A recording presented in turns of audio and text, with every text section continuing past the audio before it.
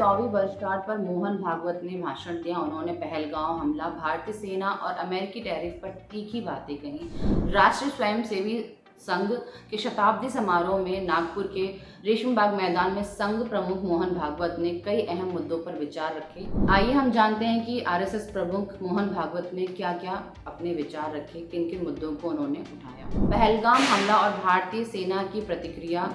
मोहन भागवत ने कहा, पहलगाम की घटना पूरे देश को दुखी किया।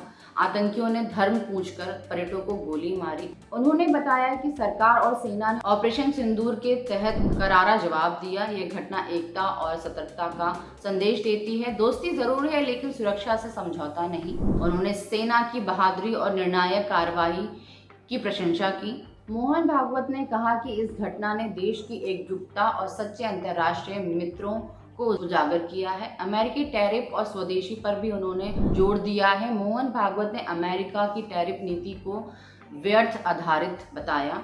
उन्होंने कहा, प्रधानमंत्री मोदी ने स्वदेशी आह्वान को दोहराया है। हमें आत्मनिर्भर बनना होगा, दबाव में नहीं, अपनी शर्तों पर संबंध निभाने चाहिए। उन्होंने चेताया और कहा कि निर्भरता मजबूरी ना बन जाए। अमेरिका जैसा विकास संभव नहीं। उन्होंने कहा, अगर भारत अमेरिका जैसा जीवन जीना चाहे तो विशेषज्ञ कहते हैं कि हमें 5 और पृथ्वी चाहिए होगी।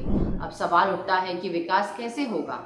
संकेत था कि भारत को अपनी राह खुद बनानी होगी। 2 अक्टूबर 2025 को विजयदशमी के दिन राष्ट्रीय स्वयंसेवी संघ ने अपनी स्थापना के 100 वर्ष पूरे किए। इस ऐतिहासिक अवसर पर देश भर में भव्य कार्यक्रमों का आयोजन हुआ, जिसमें नागपुर का रेशमबाग मैदान मुख्य केंद्र रहा। आरएसएस की स्थापना 1925 में डॉक्टर केशव बलिराम हेडगेवार द्वारा की गई थी। उनका उद्देश्य था भारत को संगठित सशक्त राज्य बनाने का। आरएसएस की शताब्दी समारोह का कार्यक्रम नागपुर में सुबह 7:40 शुरू हुआ, जिसमें 21,000 से अधिक स्वयंसेवकों ने भाग लिया। मुख्य अतिथि रहे पूर्व राष्ट्रपति रामनाथ कोविंद ने समारोह की शोभा और भी बढ़ाई। संघ प्रमुख मोहन भागवत ने शस्त्र पूजन किया और मार्गदर्शन भाषण भी दिए।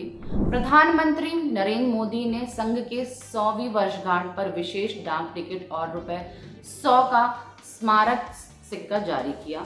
आरएसएस की 100वीं वर्षगांठ पर पूर्व सांसद पप्पू यादव ने संघ पर तीखा बयान दिया। कहा कि कांग्रेस सत्ता में आई तो डाक टिकट और सिक्के रद्द कर दिए जाएंगे। उन्होंने संघ की भूमिका पर सवाल उठाए।